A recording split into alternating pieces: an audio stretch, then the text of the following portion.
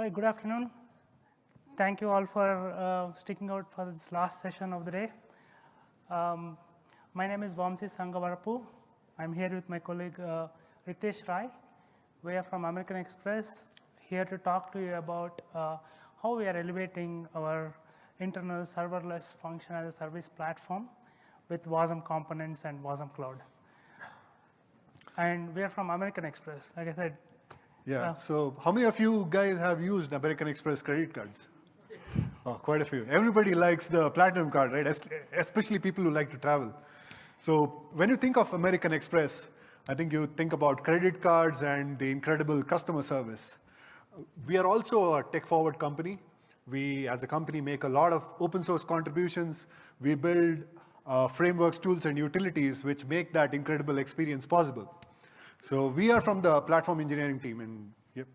Yeah, so one of the platforms that I lead is called, I don't say the name, but it is a function as a service platform.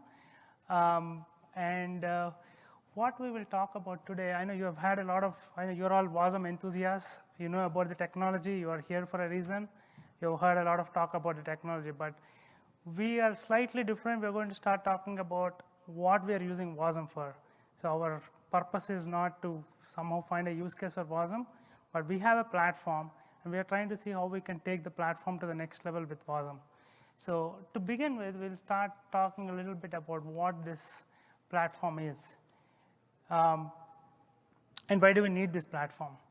So as an application developer, when you are setting out to solve a business problem, write some application, write a microservice, before you get to the actual core part of business logic, there is a lot of other concerns that are on your mind.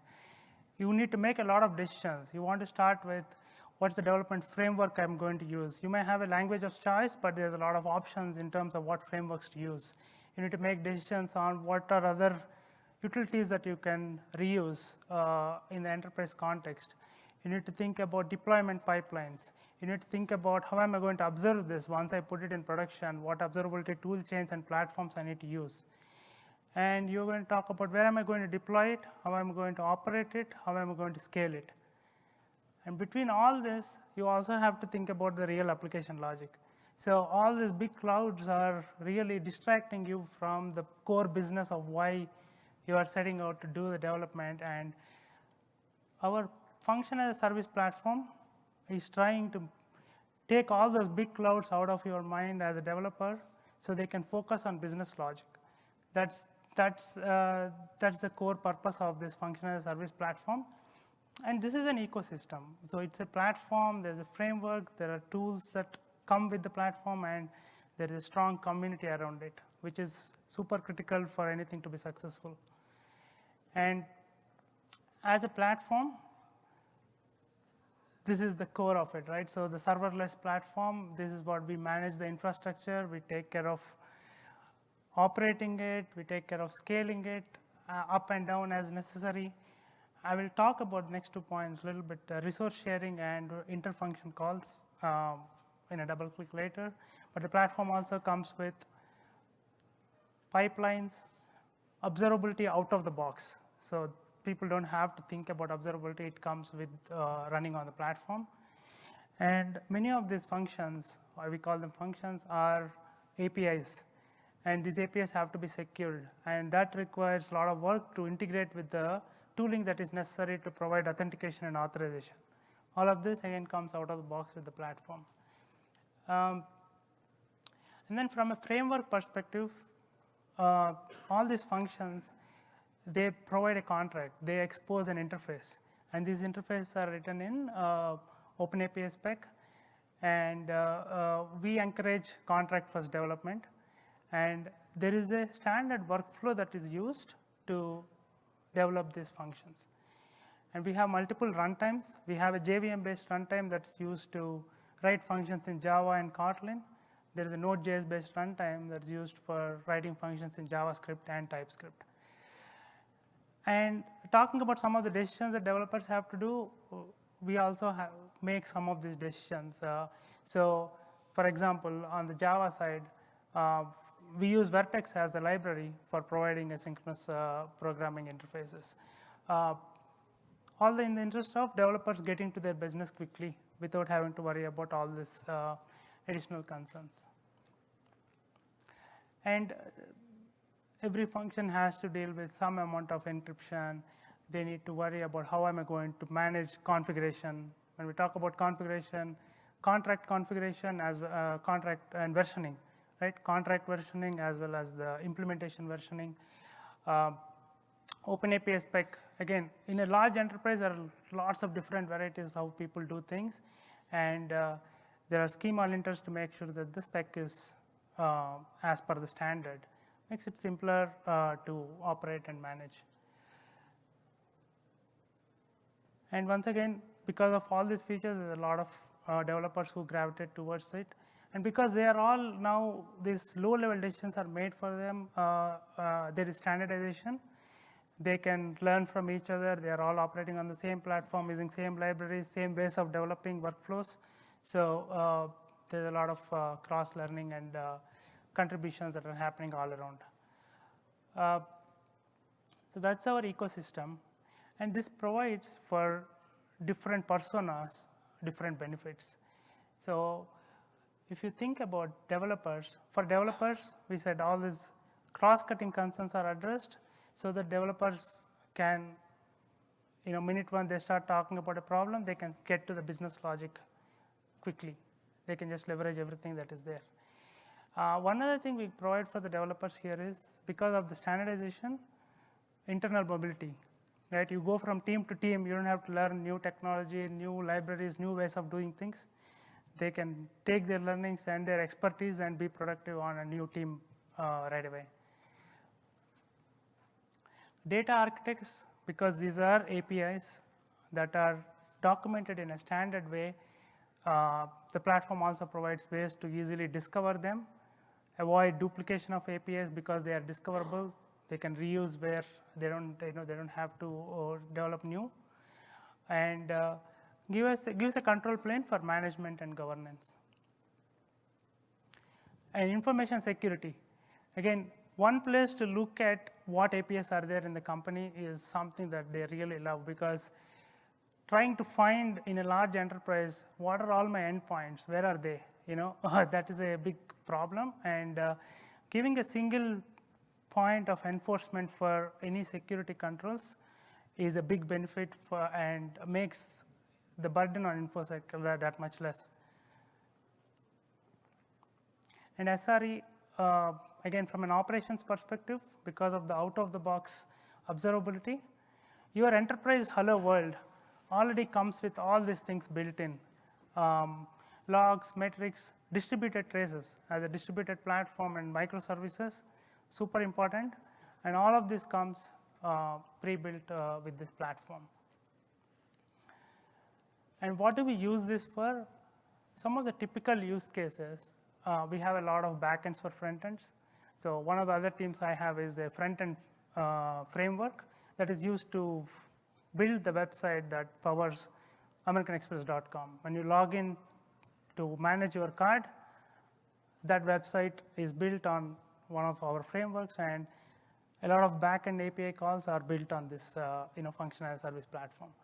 And like I said, a lot of these APIs are IO-bound workloads. They hit a database, they gather some data, they make some updates and things like that. And from that to also micro monoliths, there are some entire applications that are decomposed into very small functions. All of them are running within this platform.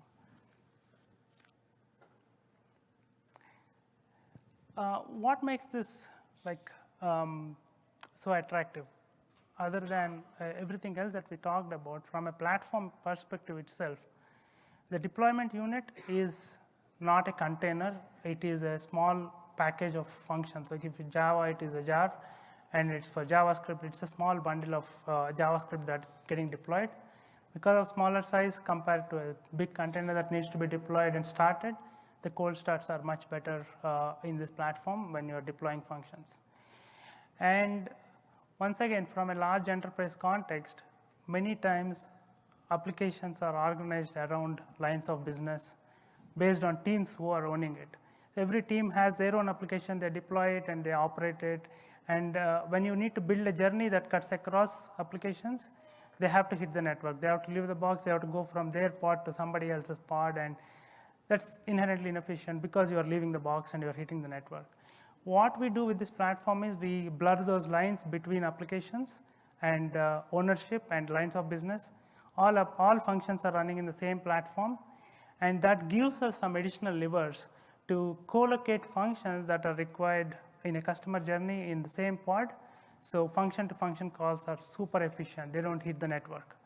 And because we are aggregating the workloads across application boundaries, we have the ability to further optimize resource utilization.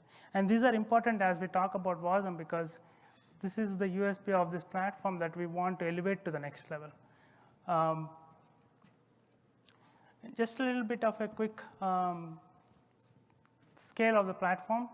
1,500, give or take, active developers writing code every day and deploying it on this platform.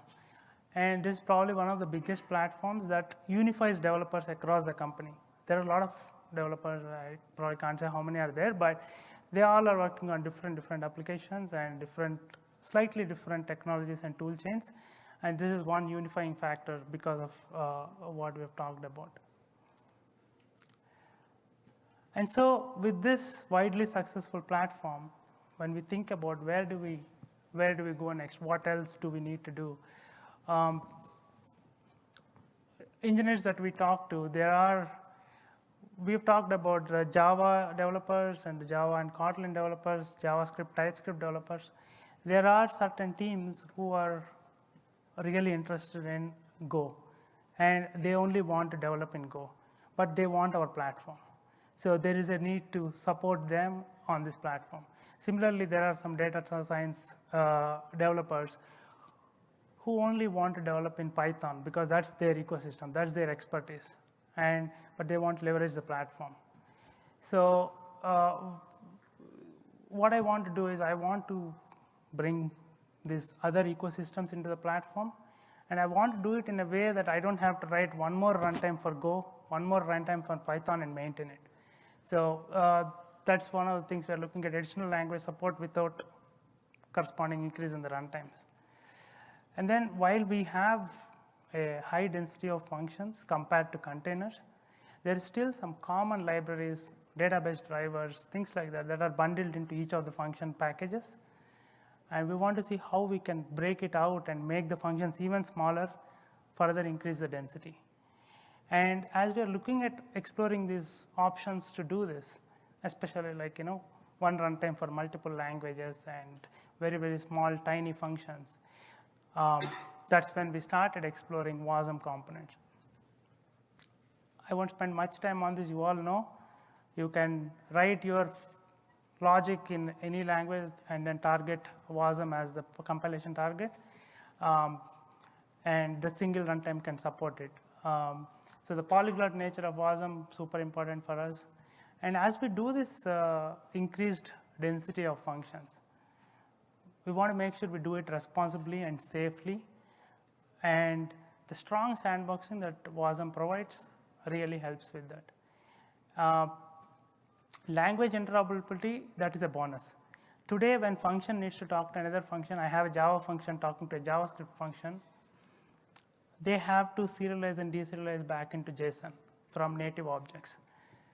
That is a penalty that, we have optimized it to the extent possible, but with Wasm components and WRPC, and it can get to the next level where a component written in Go and a component written in REST, and they can talk to each other, and we don't have to serialize to a text-based format, and the interoperability is much strong. So to take you through our journey of how we have explored this and where we are now, I'll call upon Ritesh. Thank you, Vamsi. So as a platform engineering team, we wanted to maintain a single polyglot runtime with increased density of co-located functions. At the same time, we want each function to be completely sandboxed and isolated. So WebAssembly component model enables us to do that, along with providing some additional features like composition and reuse. So that is when we decided to start building our own FaaS Wasm runtime on top of Wasm time. So during this process, we realized that we need to build a lot of core ecosystem components for Wasm, right? That's when we started looking out at some open source projects. Is there some project out there, from which we could, reuse rather than building it all ourselves? Because it's not just building it, we'd have to maintain a lot of these components, and considering the evolving ecosystem of WebAssembly, that's a lot of work. One particular project that stood out at that time was Wasm Cloud, CNCF Wasm Cloud. Initially, Wasm Cloud, to me, I looked at it as Kubernetes for WebAssembly, right, where I could deploy WebAssembly. But there are some key benefits that Wasm Cloud provided, key features. If I want to highlight some of them, they are topology agnostic functions, right? Capability providers, and dynamic linking between components and capability providers. I want to elaborate a couple of those features a little bit and explain why it is important for us as a FaaS platform. Our functions today have some compute and I/O, right? And where WebAssembly is at this point in time, we know that we cannot say that I can just take any code and compile it to WebAssembly and run it efficiently. For example, if I have to write some code that interacts with the relational database and I want to manage a pool of connections, I would choose to write it as a native binary. The Wasm Cloud capability providers allow me to do that today, right? And while I can write it as this particular database code as a native binary, my function code, which has the rest of the compute, could still be compiled to WebAssembly. So the dynamic linking with capability providers allow my function code to interact with this native binary code in a seamless manner. So tomorrow I could decide to actually swap out this native binary with an actual WebAssembly component when we think that we have reached a point where we could actually write that piece of code in WebAssembly. That's one advantage, right? There are a couple of other advantages which we actually want to highlight from a platform engineering perspective. Today, we deal with a variety of different data sources, and when we want to increase the density of functions, we want to increase the number of instances of a function, we do hit certain limitations. Some of our data sources could be legacy data sources which have certain connection limits, right? So capability providers allow us to scale the capabilities like data source I/O and the function code independently, which is another added benefit. It also allows us to reduce the size of our function binary, right? They are no longer doing all these heavy lifting of the data source connection and all of that. It's offloaded. So with that, we decided to build our FaaS runtime on top of Wasm Cloud. And as we mentioned, as Vamsi covered in the earlier slide, our whole goal as a FaaS platform is to offload all the responsibilities from the developer. A developer in our company should be only responsible for writing function code, which consists of business logic. Everything else should be taken care of by our platform. So in this slide, I want to walk you through the process of how we take that function code and compile it to a WebAssembly and deploy it in our runtime. So the developer will write function code, and they just push this function code to a repository. Our deployment pipeline will take that function code and compile it to a Wasm component. We call it the function Wasm component. And then we decorate it with a security decorator, which adds certain auth and auth capabilities to it, and then some other security filters. Now, we compose this secure component inside and wrap it in a platform component, which actually enables or adds a couple of interfaces through which the people can invoke this business logic or the function code. This platform component is what we deploy in Wasm time. this is our function. Now, this is how we actually took a regular function, business code, and made it into an enterprise-ready WebAssembly platform component. This is what we deploy on Wasm Cloud. And Wasm Cloud provides a bunch of features. To highlight a couple, it's secret management, config management, etc. Now, any client can invoke this function using multiple interfaces, through multiple interfaces. And as a platform, we also provide a development SDK to the function developers, through which the function developers can actually write code through which they can interact with another function deployed in that platform, or they could actually use another Wasm component like they use another traditional library, but across language boundaries now. They could also invoke or call a capability provider. So we use the Wasm Cloud component SDK to create our own custom capability providers. And we have also contributed to some of the open source providers as well. Transitioning from that, in this slide, I want to talk about some of the capabilities that we are reusing from our platform. So we have an advantage of having a mature platform with thousands of developers already using it, is that we have pipelines and we have utilities that the developer community is very familiar with. And when we are building this Wasm Runtime, we don't have to rebuild all of it. We didn't have to rebuild all of it. We were able to reuse a lot of these features that the platform already had with minor tweaks to adapt to the WebAssembly ecosystem, right? Some of them, highlighting some of them, we have a federated secret management system where every function team has the ability to manage their own secrets. They decide who has access to read and update secrets and so and so. We are able to entirely reuse that. We have our deployment pipelines.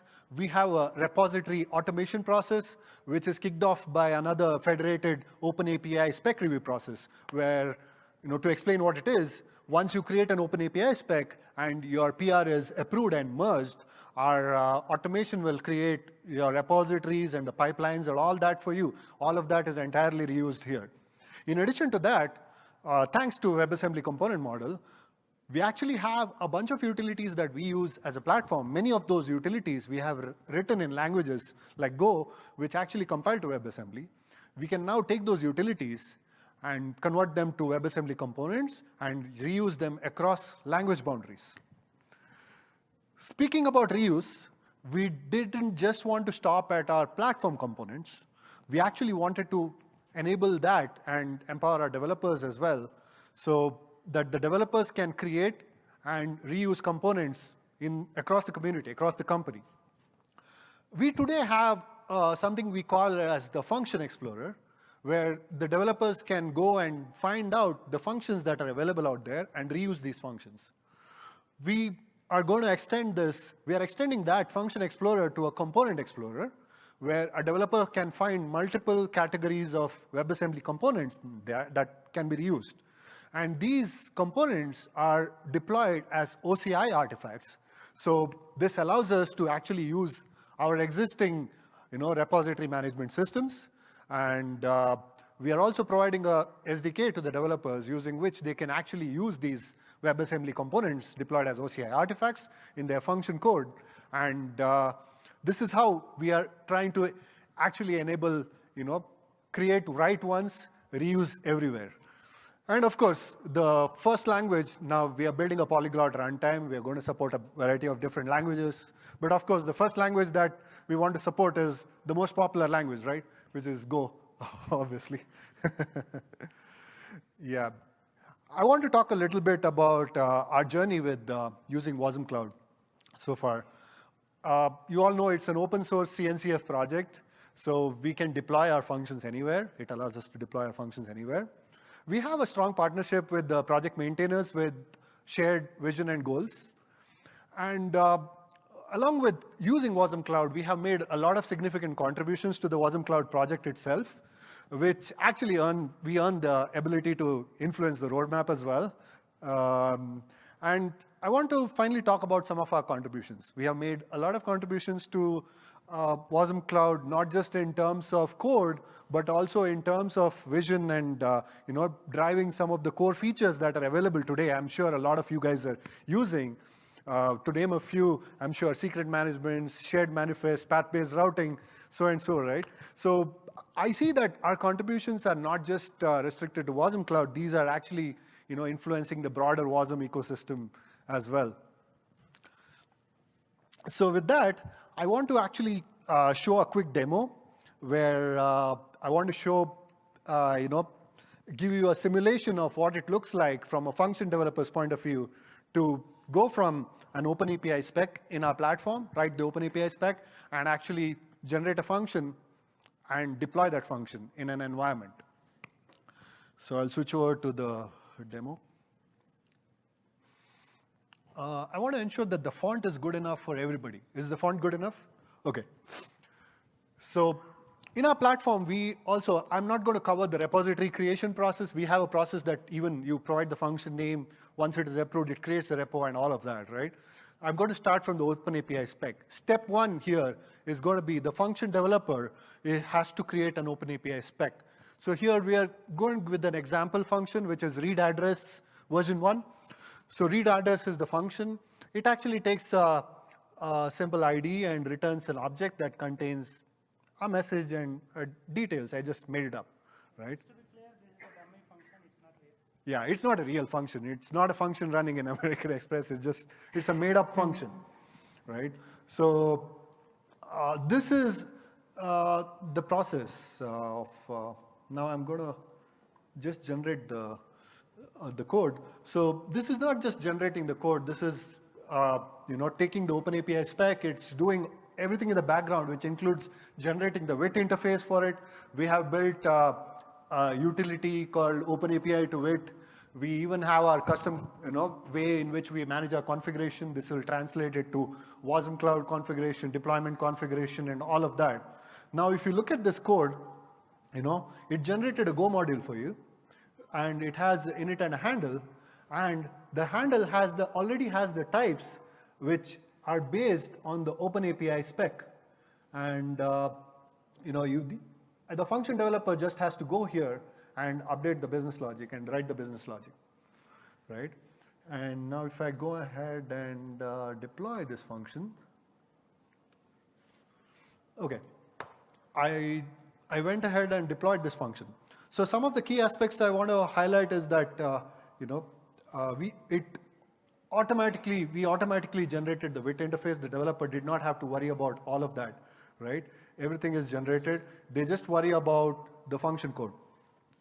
Now let me see if the function is deployed. Okay, the function is deployed. Now let's go ahead and test this function.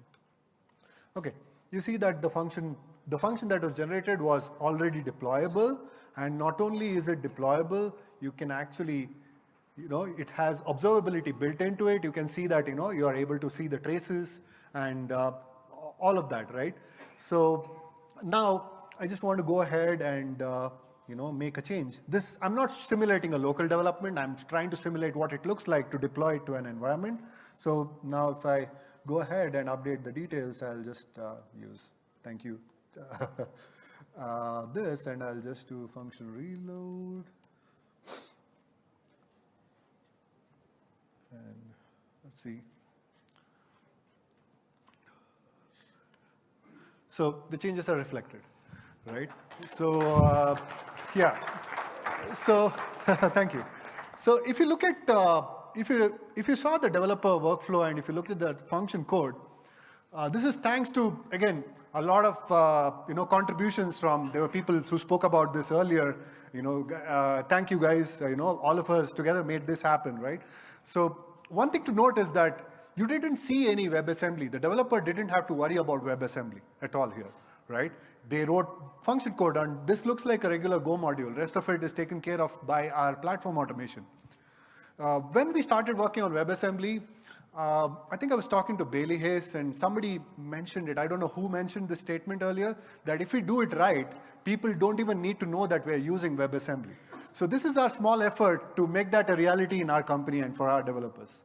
So with that, thank you.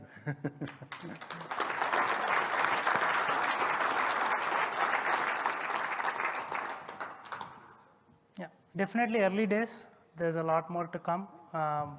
As you all know, the ecosystem is evolving. And this is, last 6 months is when I think we have done most of this work in partnership with Wasm Cloud. And yeah, it's not truly yet in production, just a disclaimer, but we are getting there. There's a lot of promise. Thank you. Yes, please. So I'm curious, from the previous functions as a service platform, do you notice any difference in cold start times for code? Yeah, so there are a few things here, right? The significant contribution to the cold start in our existing, in most FaaS platforms, will be the connecting to data sources, right? So with the capability providers, we are actually able to, overcome a lot of that. And another advantage is that the Wasm code is small and lightweight; it loads faster, so that also helps in cold start. So the cold start is, what we observe is in the current, observations, we see that the cold start is better. Yeah, we have more work to do to really benchmark and show for different types of workloads and different types of initialization what the delta is. But because we are moving the long pole here to happen at ahead of time during deployment rather than at runtime, we expect this will be significantly better. But we'll benchmark. Yeah. And earlier you had mentioned, like, you avoid the need to serialize and deserialize data when passing between components as, nice, because you don't have to write to a file, but that also means that there's not a file that you have to manage the security for as well, right? Oh, we don't go through the file. What I said is we go through a JSON, like a JavaScript interface object notation, right? That's on the wire format. So I'm just curious, like, does Yeah. using Wasm to connect to disparate components improve your security as well as kind of convenience? Sorry. I don't expect security to change, to be honest, because even today, function-to-function calls go through an authentication and authorization layer. And as Ritesh has shown, for every component, we are layering an auth and auth. So that's not a shortcut we can kind of remove. That's still going to be there. And so it's not any less or more secure. It's still the same. You actually just alluded to what my question. I'm over here. Oh, sorry. Andy Donnell here. First of all, that was an incredible demo. But my mind is spinning around that auth and auth wrapper, the platform component wrapper you alluded to in the demo.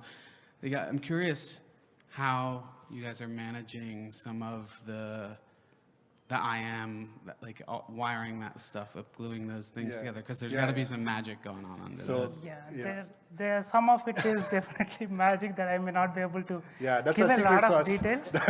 But all I can say is, if you've seen Luke's last year's presentation about how we use WebAssembly components to layer in platform logic, that is the concept. What goes in the auth and auth is what goes in there. Yes. Yes. Yes, please. Correct. Sorry. I want to ask, how do you maintain the versioning of the functions? So for example, if one function is deployed and it is being used by different components or applications, and later on, like, you change the functionality, just as you showed in the example. So some applications might still be using the old function and they don't want to change at the same time as the other application. So, go ahead. No, the responsibility of, we are talking about breaking changes here, right? So when you deploy a function, for example, read address.v1, right? It's not we actually delegate the responsibility over to the function developer to ensure that the changes they make do not break their existing clients. So it sticks with what kind of change it is. If it sticks with the OpenAPI spec and they're not breaking it, the existing clients should not be impacted. But if they are actually stop sending a particular field, etc., which breaks their existing client's implementation, it is their responsibility. Which is the same applies to our function developers and users today, and that is like pretty well managed because our function development teams Also, they don't have the responsibility of doing the cross-cutting concerns, but they do have the responsibility of managing their changes and ensuring that their changes don't break existing clients. Yeah. Quickly to add, contract version and implementation version are different. And contract version, as long as it is not having breaking changes, implementation you can keep iterating. And the idea is with this dynamic linking, which is what we use in our current platform even without Wasm, implementation can keep iterating. You can keep deploying a new version of your implementation every day, and your consumers don't have to change because the linking is happening at runtime. And that is what, with this dynamic linking in Wasm Cloud, we are expecting to use. Yes. There was one I think there was someone there who was. Let him answer, then I'll give it to you. Yeah, sure. Okay. Thank you very much for presentation. I have a couple questions. So probably you're running it with some concurrency, every function, right? So how you control concurrency and memory allocation per instance of user function? So you're asking about the Wasm runtime?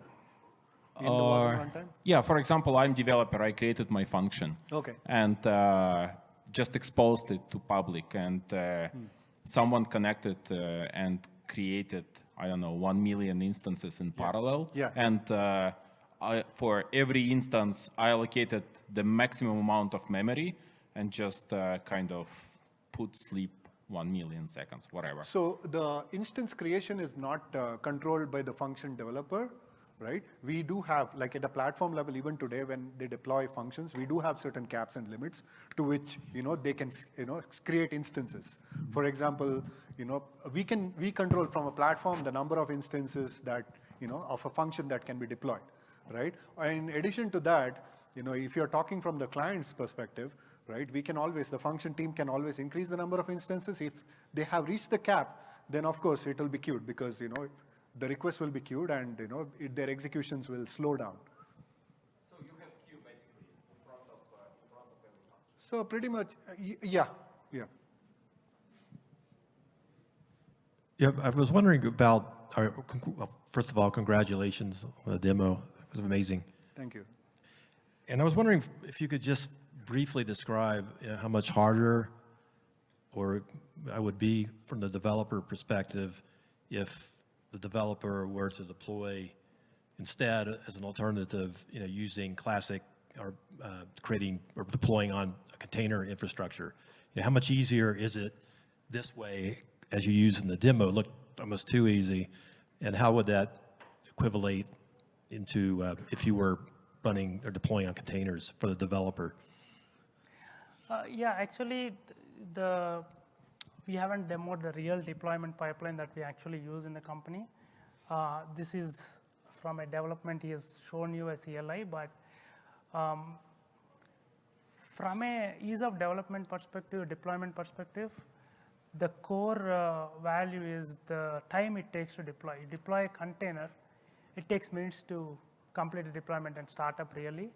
Functions, we deploy functions, be it Wasm, be it the other runtimes, they deploy into running containers. They deploy in seconds than minutes, and that is, from an experience perspective, they still use the same pipelines. It's just, how long it takes to finish. The latency Yeah. aspect, okay. Yeah. Thank you. Any more questions? Yes, please. So if you were to change your OpenAPI file, added a couple of new fields, and then you regenerate that with file, will overwrite the developer's changes? Yeah, so if they're changing the OpenAPI spec, Yeah. then what we have is it will regenerate the WIT and it will result in another PR, right? It will result in another pull request, and then it's up to the team whether they want to merge What it. if the developer already implemented some business logic? Will that business logic be a clobber or? Let's go through this process. Now, developer has created a function version 1, right, of the function. He has generated the code, written the business logic, deployed it. Now he goes ahead and changes the OpenAPI spec, which has to go through a spec review again. Somebody has to review that OpenAPI spec and then merge it. That's when it will update the rest of the code along with the WIT and open a PR. So only when that PR is merged will that code be Yeah, updated. So typically, if I'm from that team, I see that the code has been merged, but it has overwritten some of the business logic. So what we typically do is we don't overwrite. At that time, if you're regenerating the function, it doesn't overwrite your Go module. It overwrites your WIT interface first, then the module has to be manually updated. We don't overwrite it with this file. Okay. Right? Yeah. Yeah. Thank you. This is the first time generation. What we showed you is the first time generation. Yeah, future changes, the expectation is people don't change WIT. We hide WIT under a generated folder because again, from a cognitive load perspective, developers shouldn't have to think about WIT and OpenAPI. We want them to think about OpenAPI. They make changes. If they make changes there, the WIT gets updated. Depending on the types of changes they are making, if they drop a field, obviously that's going to break their existing logic. That's what I think your point is. That is something we'll have to deal with. Yeah, I mean, typically the contract doesn't change that much because like Correct. if you have like a front end, you don't want that application to change. Usually that's pretty static, but there Correct. could be cases where you may add a field. Yes. Your business changes. Typically, you don't delete fields. Yeah, yeah. Correct. You add a field and then will it affect the code? But you're saying that Yeah, the yeah. Go won't- module is we not going won't to change change. the You may code. have to then add a field also in your Go module. Correct. Yeah, yeah. The subsequent change to that particular OpenAPI spec will only regenerate the WIT and the OpenAPI spec with the WIT. It will not make the Function implementation. function change. It won't change the function implementation. Yes, yes. They'd have to handle it because the types are already there. Unless they are actually changing the core request type, that's when they'd have to change a significant amount of the code. The types are already there. We don't need to override it at that time.